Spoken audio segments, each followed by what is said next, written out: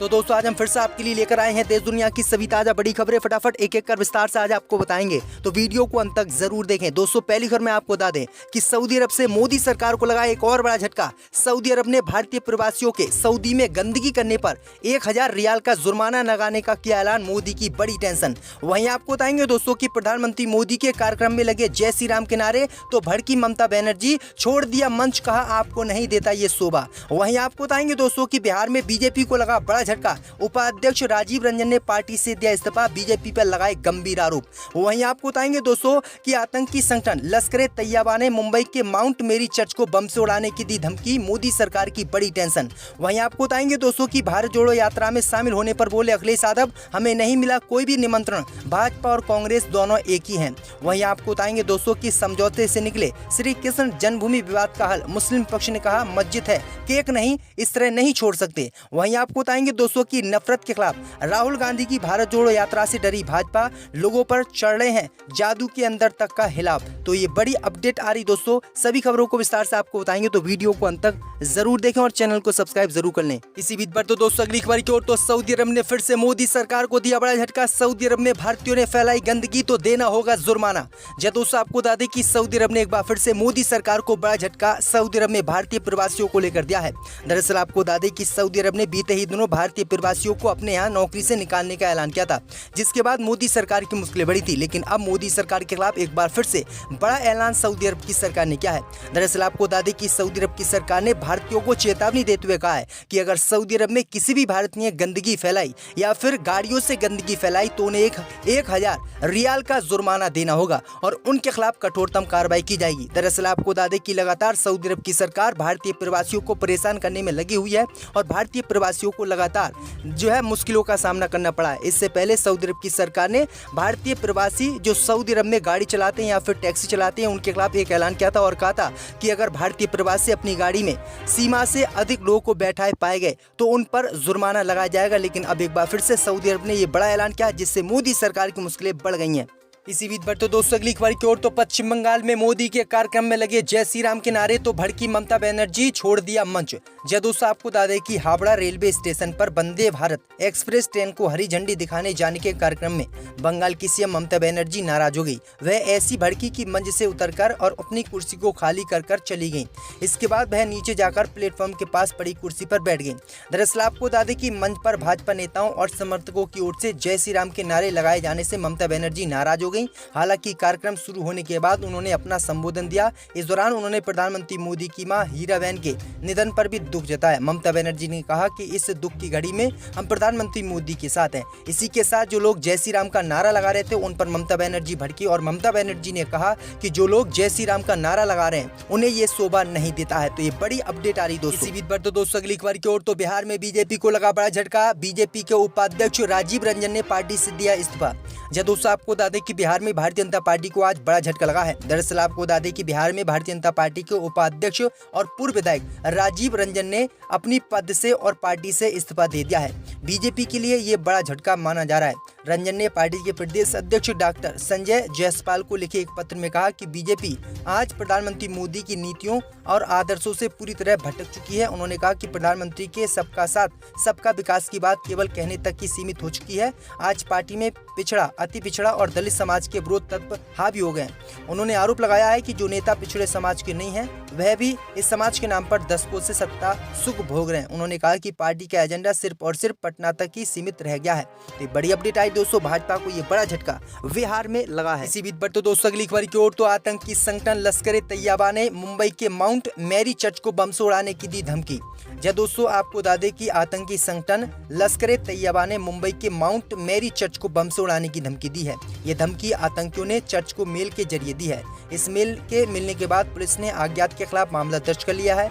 बता दें कि मुंबई पुलिस ने अज्ञात व्यक्तियों के खिलाफ भारतीय दंड संहिता की धारा 505(3) के तहत मामला दर्ज किया है और जांच चल रही है। सूत्रों ने बताया है कि धमकी वाला मेल terrorist@gmail.com नाम के अकाउंट से मिला है। सूत्रों ने दावा किया है कि इस मेल में लिखा था कि लश्कर तैयबा नाम का आतंकी संगठन माउंट मेरी चर्च पर आतंकी हमला करने वाला है। तो ये बड़ी अपडेट आ रही दोस्तों। इसी बीच पर तो दोस्तों अगली खबर की ओर, तो नफरत के खिलाफ राहुल गांधी की भारत जोड़ो यात्रा से डरी बीजेपी, लोगों पर चढ़ रहे हैं जादू के अंतर तक का हिलाव।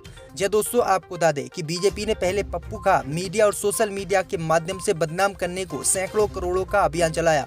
आज स्वयं बीजेपी उसी पप्पू से भयभीत है। जी हाँ, पूरा हिंदुस्तान घराना अब राहुल गांधी के साय से डरा है। अब तो प्रधानमंत्री मोदी भी उन पर लगातार हमला बोल रहे हैं। ये बात किसी और ने नहीं बल्कि राहुल गांधी ने की है। राहुल गांधी ने कहा है कि जब से मैंने भारत जोड़ो यात्रा निकाली तब ये लोग मेरा मजाक उड़ा रहे थे और कह रहे थे कि इस भारत जोड़ो यात्रा में कोई भी शामिल नहीं होगा। लेकिन राहुल गांधी की भारत जोड़ो यात्रा सफल रही क्योंकि भारी मात्रा में लोग राहुल गांधी की भारत जोड़ो यात्रा में शामिल हुए। राहुल गांधी ने कहा कि इस यात्रा से बीजेपी बौखला गई और बीजेपी ने कोविड का बहाना लेकर इस यात्रा को रोकने की मुझसे अपील की। राहुल गांधी ने कहा कि जहाँ पर कांग्रेस पार्टी या मेरा कार्यक्रम होता है वहाँ पर कोरोना होता है, जबकि प्रधानमंत्री मोदी और बीजेपी नेताओं के कार्यक्रम होते हैं वहां पर कोरोना नहीं होता है। तो राहुल गांधी ने ये बड़ी बातें आज फिर से कही हैं। इसी बीच बढ़ते दोस्तों अगली खबर की ओर, तो समझौते से निकले श्री कृष्ण जन्मभूमि विवाद का हल। मुस्लिम पक्ष ने कहा मस्जिद है केक नहीं। जय दोस्तों, आपको बता दें कि उत्तर प्रदेश के मथुरा में श्री कृष्ण जन्मभूमि विवाद में सर्वे के आदेश के बाद अब मुस्लिम पक्ष ने समझौते की बात कही है। शाही ईदगाह कमेटी के अध्यक्ष डॉक्टर जहीर हसन ने कहा है कि सर्वे की जरूरत नहीं है, इस विवाद का हल समझौते के जरिए निकाला जा सकता है। उन्होंने शाही ईदगाह के लिए वैकल्पिक स्थान को लेकर भी प्रतिक्रिया दी और कहा कि वो अल्लाह का घर है, कोई केक नहीं है, उसे काटकर बांट दिया जाए। हालांकि वह समझौते के विषय पर पूछे गए सवालों का कोई ठोस जवाब नहीं दे सके। शाही ईदगाह कमेटी के अध्यक्ष डॉक्टर जहीर हसन नखलो में आयोजित एक कार्यक्रम में बोल रहे थे। उन्होंने कहा कि शाही ईदगाह के सर्वे के लिए कोर्ट ऑर्डर किया है, लेकिन यहाँ किसी सर्वे की आवश्यकता ही नहीं है। समस्या का समाधान बातचीत से और समझौते से निकल सकता है।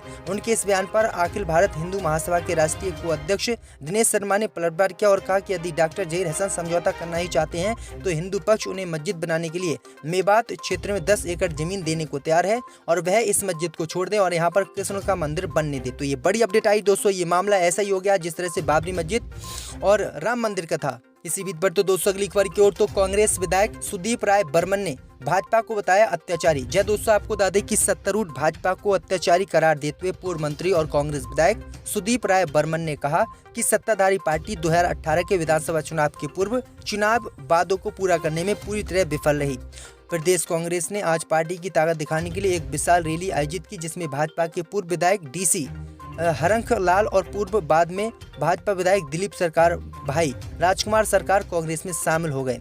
आयोजन के दौरान कांग्रेस ने भाजपा सरकार की खामियों को उजागर किया और आरोप लगाया कि उनके विजन डॉक्यूमेंट से एक भी वादा पूरा नहीं किया गया है। तो ये बड़ी अपडेट है दोस्तों अगली खबर की ओर, तो भारत जोड़ो यात्रा में शामिल होने पर बोले अखिलेश यादव हमें नहीं मिला कोई भी निमंत्रण, भाजपा और कांग्रेस दोनों एक ही। जय दोस्तों, आपको बता दें कि उत्तर प्रदेश के पूर्व मुख्यमंत्री अखिलेश यादव ने गुरुवार को राहुल गांधी की भारत जोड़ो यात्रा से खुद को दूर कर लिया है, जिससे विपक्षी एकता के संभावित उत्प्रेरक के रूप में कांग्रेस के मार्च की संभावना कम हो गई है। समाजवादी पार्टी के प्रमुख अखिलेश यादव ने पत्रकारों के सवालों का जवाब देते हुए कहा कि हमें भारत जोड़ो यात्रा के लिए कोई निमंत्रण नहीं मिला है, हमारी पार्टी की विचारधारा अलग है, भाजपा और कांग्रेस दोनों एक ही हैं।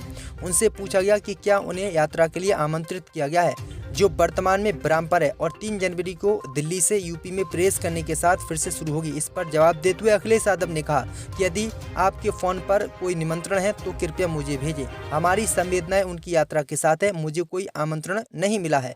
बता दें कि बीते ही दिनों कांग्रेस पार्टी ने ऐलान किया था कि मायावती सहित जो है अखिलेश यादव को हम भारत जोड़ो यात्रा का निमंत्रण दे चुके हैं और ये दोनों ही नेता शामिल हो सकते हैं, लेकिन अब अखिलेश यादव ने इसमें शामिल होने से इनकार कर दिया क्योंकि उन्हें अभी तक निमंत्रण नहीं मिला है। इसी बीच पर तो दोस्तों अगली खबर की ओर, तो नेशनल एथलीट ने हरियाणा के खेल मंत्री संदीप सिंह पर लगाया छेड़छाड़ का आरोप, अभय चौटाला ने की बर्खास्त करने की मांग। जय दोस्तों, आपको बता दें कि नेशनल एथलीट ने हरियाणा के खेल मंत्री संदीप सिंह पर छेड़खानी का आरोप लगाया है। पीड़ित नेशनल एथलीट का कहना है कि डीजीपी कार्यालय, सीएम हाउस और गृह मंत्री अनिल विज हर स्तर पर प्रयास किया लेकिन सुनवाई नहीं हुई। वहीं इनेलो नेता अभय चौटाला ने प्रेस कॉन्फ्रेंस कर खेल मंत्री के खिलाफ कार्रवाई की मांग की है। दरअसल आपको बता दें कि नेशनल एथलीट का कहना है कि खेल मंत्री संदीप सिंह ने उनको कहा कि मेरी बात मानने पर सभी सुविधाएं और मनचाही जगह पोस्टिंग मिलेगी। जब मैंने मंत्री संदीप सिंह की बात नहीं मानी उसके बाद मेरा तबादला कर दिया गया और ट्रेनिंग तक रोक दी गई। मैंने घटना की शिकायत के लिए डीजीपी कार्यालय, सीएम हाउस और गृह मंत्री अनिल विज हर स्तर पर प्रयास किया लेकिन सुनवाई नहीं हुई, मेरी किसी ने नहीं सुनी। इसलिए आज इनेलो नेता अभय चौटाला से मैं मिली हूं और उन्होंने जो है मंत्री के खिलाफ कार्रवाई करने की मांग की है। तो ये बड़ी अपडेट आई दोस्तों कि किस तरह से बीजेपी के नेता महिलाओं के साथ बिस्तर गर्म करना चाहते हैं। इनको इतनी भी शर्म नहीं आ रही है कि एक महिला जो नेशनल एथलीट है और खुद खेल मंत्री हैं, इस तरह की बातें उस महिला से कर रहे हैं। ये बड़ी अपडेट आ रही है। अगर यही बात कोई कांग्रेस का नेता करता तो बीजेपी इस समय हल्ला बोलती और गोदी मीडिया लगातार इसी चीज को अपने चैनल्स पर चलाती।